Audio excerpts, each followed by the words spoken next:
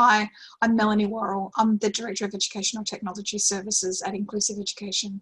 Inclusiv Education are a social venture of Save the Children. So I'm joined today by one of my Save the Children colleagues, Sharantha. He's based in the Sri Lanka office. I'm in the Adelaide office, so there are literally miles and miles between us. Today we're going to be talking about the gamification of life skills approaches. So Sharantha is going to talk a little bit about Sri Lanka, Save the Children, and the context that we're operating in. And I'll then talk about gamification of the life skills approaches with a key focus on how we engage young people in the co-design process. Hello everyone. A very good morning, afternoon or evening to wherever you are connecting from. My name is Sharantha. I am the Technical Advisor on Youth and Livelihood Development for Save the Children in Sri Lanka. Save the Children has been working in Sri Lanka since 1974. The country program has made a transition from service delivery during the tsunami and conflict years to a more sustainable partnership model of working with national institutions, both within and outside the government. We have been contributing to both humanitarian and development needs and have a strong relationship with the government stakeholders, civil society organizations, and the private sector. Our core areas of work include child protection, child poverty, education, youth development, livelihood, health, nutrition, social cohesion, and reconciliation. Pertaining to the symposium, I would like to give you a brief introduction about the target group of the proposed gamification of life skills in Sri Lanka. Youth make up almost a quarter of the island's 22 million population, which is about 4.5 million, and out of this, around 23% are unemployed. These are the future contributors of the socio-economic development to the country.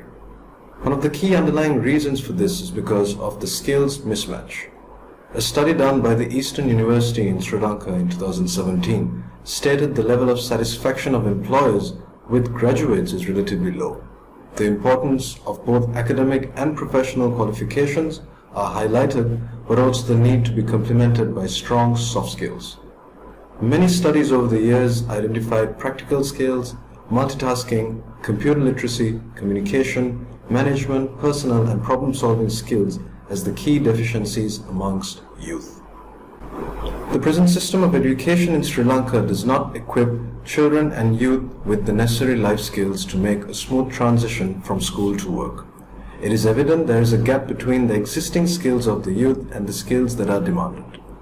Currently, an EU-funded project is being implemented by Save the Children in the rural and estate sectors, focusing on increasing the engagement of unskilled and unemployed youth into skill training and employment opportunities. So far, we've reached over 14,000 youth beneficiaries, providing life skill trainings, scholarship programs, career guidance and mentoring sessions, and connecting them to the labor market. Therefore, through experience, it is important to ensure that youth needs are met and, most importantly, enable access for youth participation in decision making. This empowers and motivates them to be the driving force to be the change that they desire. With that being said, Save the Children has understood the need to support young people to succeed in work and life. It is the poorest and most deprived young people who often lack the needed life skills to positively transition to adulthood and secure decent work. So what is life skills for success? This is one of many Save the Children's common approaches on our best understanding of how to address a particular problem facing children and youth. Life skills for success is to develop foundational skills, competencies, behaviors, attitudes, and personal qualities to enable young people to navigate the environment, work well with others, perform well, and achieve their goals. The approach is gender sensitive and works to ensure both girls and boys are equally able to access and meaningfully participate. The Life Skills for Success approach can also be a key component of a gender transformative programming for young people. These are also referred to as transferable life skills as they can be used across many different domains of a young person's life. These contribute to the Sustainable Development Goals numbers 4 and 8 to ensure quality education, decent work, and economic growth. Transferable life skills has a cross-thematic approach. For instance, in the health sector, youth can build on their communication and high-order thinking skills on sexual and reproductive health and rights. This gives them the aptitude to understand the risks associated and the capability to speak up against any form of harassment or violence against them. This also gives children and youth the skill to be mindful of engaging in any harmful and exploitative work, and even prevent child and early forced marriages.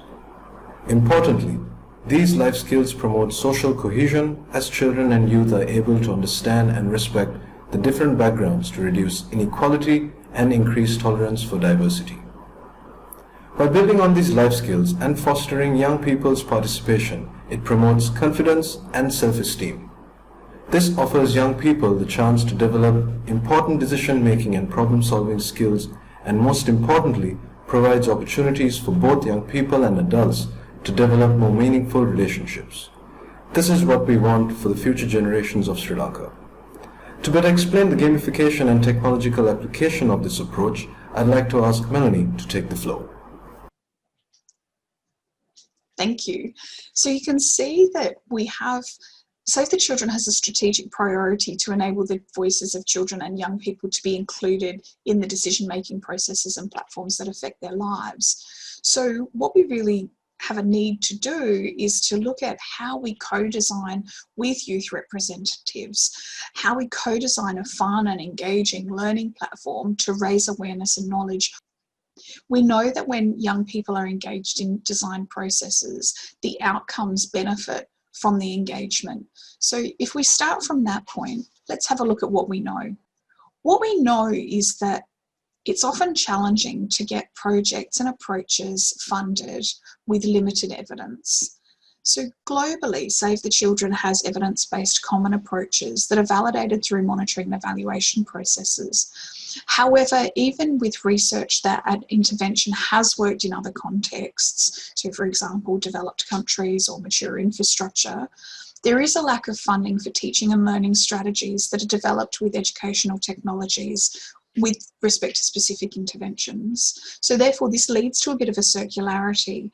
On one hand, we have the lack of evidence on the efficacy of technology in the Save the Children projects, means that donors are less likely to fund those projects. But the way that we gather the evidence is to have funded projects to gain the evidence on. So what we have evidence of is we've got evidence of the engagement that comes and that's associated with gamification techniques. We have evidence on the successes of including learning management systems into programs, and we have evidence on the efficacy of the life skills common approach. However, when you involve young people in co-design processes, the outcome is going to be different every single time. So the pitch that we put together that this presentation is based on was to develop an online platform with a gamified approach to education on life skills and disaster preparedness. So what we propose is using the technical content developed by the Sri Lankan DMC as well as Save the Children, co-design the platform and the tools with young people, and then pilot with about 5,000 young people from 50 centres across the districts.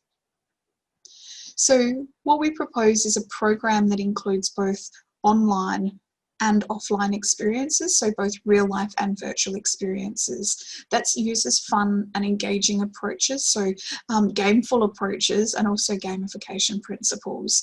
So in addition to the knowledge building and the skills building, we're also looking at impacting changes at a community level with individual engagement in villages and the DMC to participate in preparedness and response development.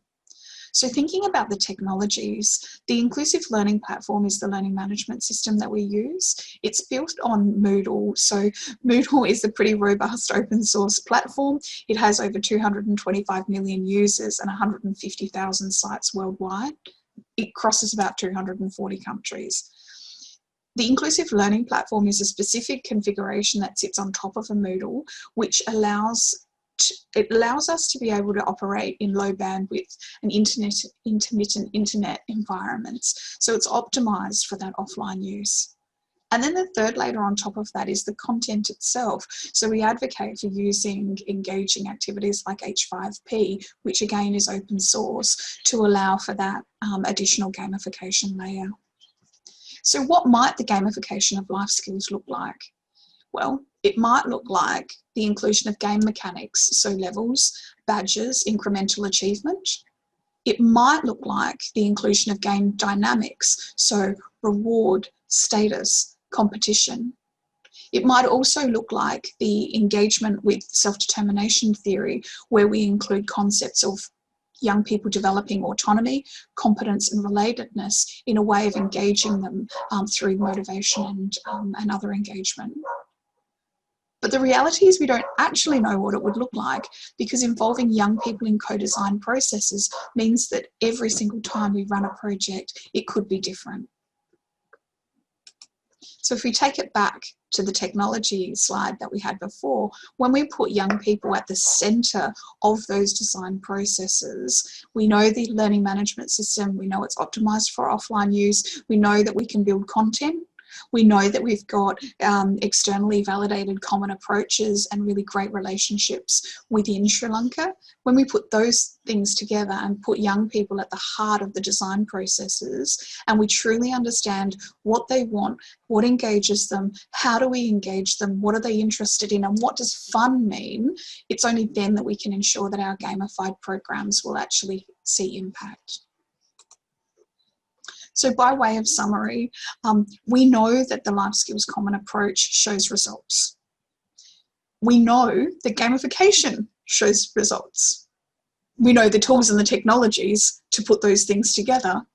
But what we need is we need young people at the heart of the co-design process so that we can develop that. And by involving young people in co-design processes, it will be different every time.